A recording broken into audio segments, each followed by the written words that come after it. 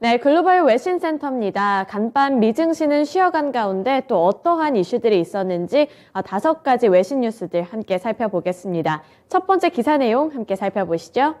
네, 월스트리트 저널에서는 2023년과 관련해서 경기 침체에 대한 전망 기사를 내놨습니다. Big Banks predict recession, Fed pivot in 2023.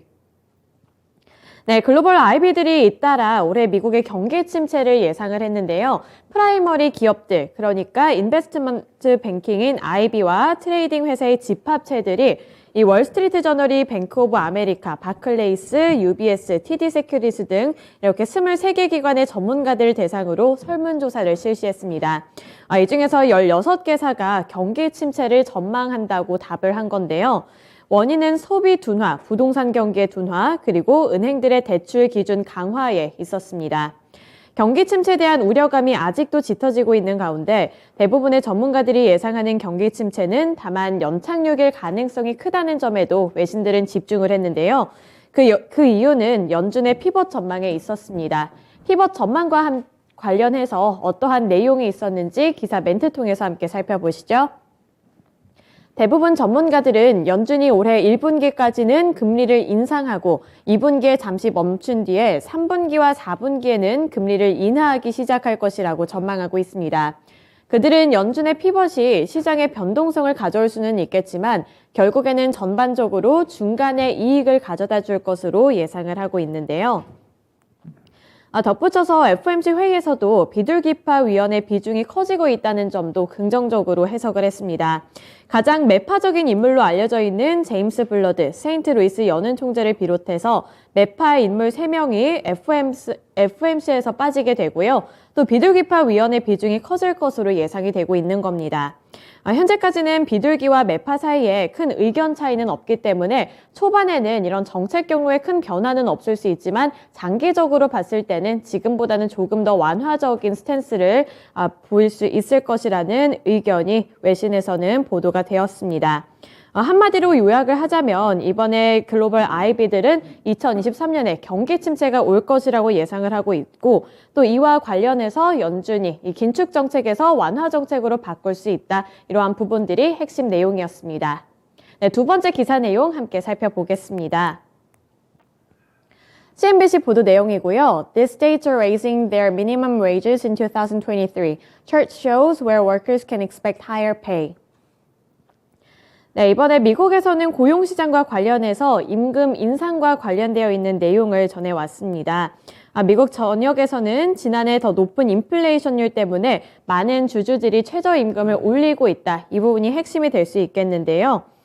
저소득 근로자들에게 이전보다 더 많은 레버리지를 줄 수 있을 것이라는 분석도 함께 나오고 있습니다. 우선 미국 전역을 통틀어 봤을 때 몇몇 개의 주에서는 입법 과정을 통해서 이 시간당 최저임금을 인상하는 모습이 포착이 되고 있는데요. 코로나 셧다운에 이어 경제가 계속해서 개방이 되면서 근로자 경쟁이 고용주들로 하여금 더 높은 임금을 제시하고 이 소득 하위 계층의 근로자들에게는 시작 보너스를 제공하도록 했다고 분석 내용이 나오고 있습니다. 우선은 주요한 코멘트도 함께 살펴보시죠. 2023년이 되면서 노동자들이 기대할 만한 것이 있다고 CNBC는 보도했습니다. 바로 높아진 최저임금을 꼽았는데요. 작년 높은 인플레이션으로 인해 몇 개의 주에서는 큰 폭의 최저임금 상승률을 볼 수 있을 것이라는 것이 가장 핵심적인 내용이었습니다. 미국 고용주들은 부족한 노동력을 채우기 위해서 25년 만에 최고 수준의 임금 인상에 나서고 있다는 건데요. 임금 상승률은 연준이 가장 민감하게 반응하고 있는 물가 상승의 주 원인이기도 때문에 연준은 이 임금 상승률을 잡기 위해 고군분투 하고 있지만 그러한 연준의 의도와는 다르게 미국 고용주들은 부족한 노동력을 채우기 위해 임금 인상에 나서고 있는 겁니다. 앞서서도 살펴볼 수 있었지만 코로나19 사태 이후에는 고용시장에서 수요가 공급을 초과하는 상황이 계속되면서 이 노동자들의 협상력이 강화된 것으로 풀이가 되고 있는 건데요. 이 고용시장의 분석업체인 라이트캐스트의 레일라 오케인 선임 이코노미스트는 이 요식업 등 전직이 용이한 업계를 예로 들면서 고용주들 입장에서는 훈련된 직원들을 다른 업체에 빼앗기는 상황을 막기 위해서 임금을 올려준 것이라고 분석을 했습니다. 한마디로 요약을 하자면 이제는 고용시장에서 수요와 공급 간의 불균형이 생성이 되었고 이러한 부분들을 자발적으로 해결하기 위해서 고용주 입장에서 임금을 높여주고 또 그 안에서 뺏기지 않기 위해서 고군분투를 하고 있다는 겁니다. 네, 이런 부분들이 연준의 정책 경로 그리고 연준이 원하는 방향과는 약간은 다르게 가고 있기 때문에 이 다른 경로를 선택하고 있는 고용주들 그리고 연준의 이런 입장 차이에 외신들은 집중했습니다. 네, 세 번째 기사 내용 살펴보시죠. 테슬라와 관련되어 있는 종목 소식입니다. CNBC 보도 내용이고요.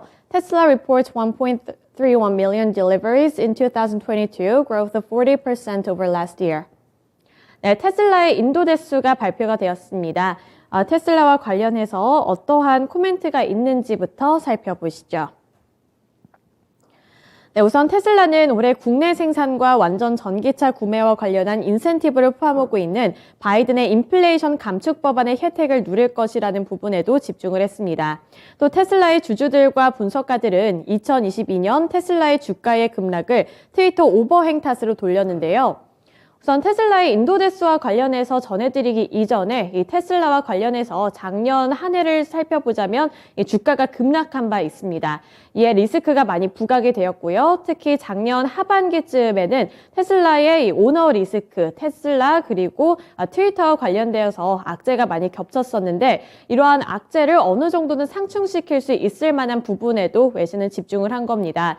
우선 주주들이 트위터 오버행 탓으로 이 주가의 급락에 대한 이유 그리고 원인을 돌리면서 이러한 부분들이 시간이 지나면 해소가 될 수도 있겠다. 이런 부분에도 외신은 집중을 했고요. 또 앞에서 살펴볼 수 있었다시피 이 전기차 구매와 관련되어 있는 바이든의 인플레이션 감축 법안의 혜택을 누릴 수도 있다는 부분은 긍정적으로 해석을 했습니다.